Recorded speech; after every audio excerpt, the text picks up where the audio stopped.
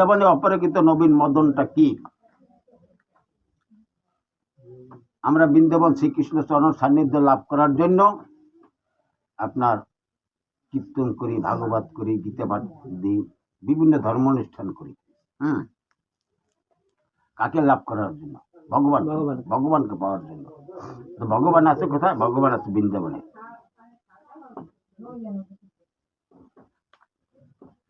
এখন আপনারা বলতে পারেন ভগবান তো মানুষের ভিতরে থাকে নাকি? তা বৃন্দাবন অপ্রাকৃত নবীন মদন কাম বীজ কাম গায়ত্রী, যার উপাসন কাম বীজে কাম গায়ত্রী ভজনা করিলে রাধা কৃষ্ণ লাভ হয় শ্রীরাস মন্ডলে। হ্যাঁ, শ্রী রাধা কৃষ্ণকে পেতে হলে কাম বীজ কাম গায়ত্রীর উপাসনা তত্ত্ব জানতে হবে।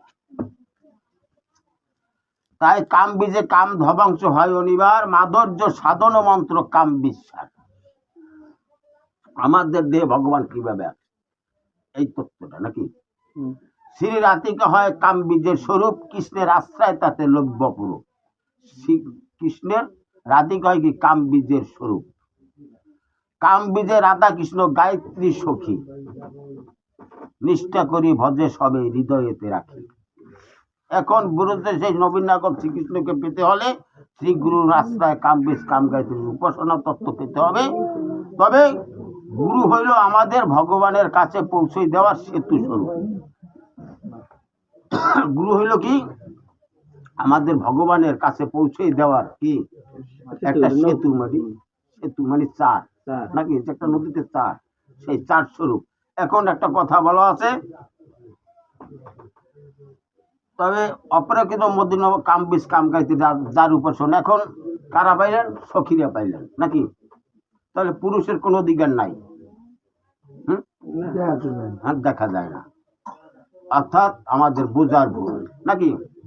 বৃন্দাবন অপরাকৃত নবীন মদন কাম বীজ কাম গায়ত্রী যার উপাসন, কাম বীজে কাম গায়ত্রী ভজনা করলে রাধা কৃষ্ণ লাভ হয় শ্রীরাস মন্ডলে। কাম বীজে কাম ধ্বংস হয় জানিবে নিশ্চয়। অর্থাৎ বৃন্দাবনে আমাদের ভিতরে বৃন্দাবন আছে, কথাটা এক হিসেবে সত্যি। এখন বৃন্দাবনে কি দাসত্ব করছে শ্রীমতী রাধারানীকে লাভ করার জন্য, শ্রীকৃষ্ণকে লাভ করার জন্য। তবে মেয়েরা পাইলেন, পুরুষে কেন পাইবে না? একটা কথা প্রশ্ন আসতে পারে না? এখন শুধু মেয়েদেরই কর্তব্য না, পুরুষের কোন কর্তব্য আছে? এখন কিভাবে? আপনি যখন ভজন করতে যান গোপনে, গোপনে গোবিন্দ ভজে তারে গোপী কয়। হ্যাঁ, গোপনে গোবিন্দ ভজে তারে গোপী কয়। কারণ গোপনে গোপীরা ভজছে, তাকে কৃষ্ণকে লাভ করে নিয়ে গেছেন বৃন্দাবনের গোপীরা।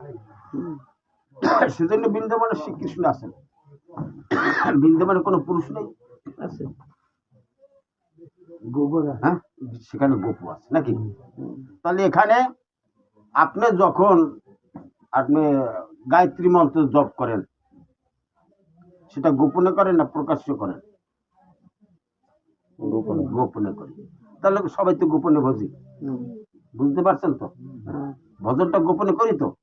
হ্যাঁ, এখন তো আপনি যদি তাকে ভজন করে লাভ করে নিতে পারেন, তাই নেন গোপনে গোবিন্দ ভজ। অর্থাৎ আপনি যে মন্ত্র জপ করেন, কাম বীজ কাম গায়ত্রী জপ করেন বা সন্ধ্যা করেন, সেটা কি প্রকাশ্য করেন? হ্যাঁ, কেউ শোনে? মনে মনে জপ করেন, হাতের টেপে, তাহলে গোপনে। এই গোপনে গোবিন্দ ভজে তারে গোপী করে, বুঝলেন? তাই বুর্জের সেই নবীন নাগর শ্রীকৃষ্ণকে পেতে হলে শ্রী গুরুর চরণ আশ্রয় কাম বীজ কাম গায়ত্রীর উপাসনা তত্ত্ব পেতে হবে। তবে গুরু হইল আমাদের কি ভগবানের কাছে পৌঁছে দেওয়ার সেতু স্বরূপ। যেমন একটা নদীতে চার অথবা খেয়া থাকে। এই সংসার সমুদ্র পার হতে হলে শ্রী গুরুর চরণ তরি একমাত্র সম্বল। গানে বলা আছে শ্রী গুরু তোমার চরণ তরি অবাগার সম্বল। গান